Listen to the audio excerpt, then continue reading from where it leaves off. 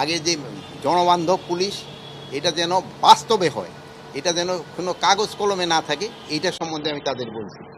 Plus এই থানা পর্যায়ে যে লোকজন যে অনেক সময় তারা বিভিন্ন কাজের জন্য গিয়া তারা কিন্তু অনেক সময় তাদের যে সমস্যাটা ওইটা সমাধান করতে পারে না, বাট সব সমাধান সম্ভবও নয়। বাট তাদের যেন একটা পেশেন্ট হিয়ারিং দেওয়া হয়, তাদের কাজগুলি কিভাবে সমস্যা করা যায় ওইটা বলা হয়েছে। ট্রাফিকের যে একটা সমস্যা আছে হচ্ছে, এই ট্রাফিকটা আমাদের কিভাবে উন্নত করা যায় এটার ক্ষেত্রে বলা হয়েছে। চাঁদাবাজি কিভাবে বন্ধ করা যায় এটার সম্বন্ধে বলা হয়েছে। যেহেতু চাঁদাবাজিরা যদি বন্ধ হয়, জিনিসপত্রের দাম কিন্তু একটু সহনীয় পর্যায়ে চলে আসবে।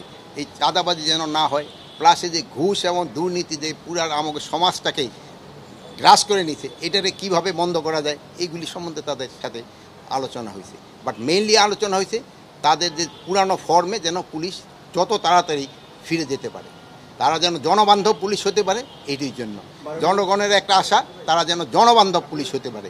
শুধু যারা দোষী তাদেরই নাম দেন, অন্য কারোর নাম দেন না। অন্য কাছে নাম দিলে এটা করতে তদন্ত করতে সময়ও বেশি যাচ্ছে এবং অনেক সময় নিরীহ লোকও যেন হেনস্থা না হয়, এই দিকে খেয়াল রাখতে হবে। এই জন্য আমরা কিন্তু একটা মিডিয়াও বলে দিছি, প্লাস আপনাদের আমরা পেপারে দিয়েছি, বলছি যে সাধারণ লোক যেন হেনস্থা না হয়, ইনভেস্টিগেশন ছাড়া কাউকে অ্যারেস্ট করা হবে না। এবং আমি ডিবিরে আজকে ইনস্ট্রাকশন দিয়ে দিছি, তাদের পরিচয় ছাড়া, পরিচয় তারা নিজেরা দিবে, তারপরে ধরবে। এখানে আমার ধরার কথা শুধু ক্রিমিনালদের, আমি সাধারণ মানুষকে তো ধরার জন্য বলবো না, ক্রিমিনালদের ধরার জন্য।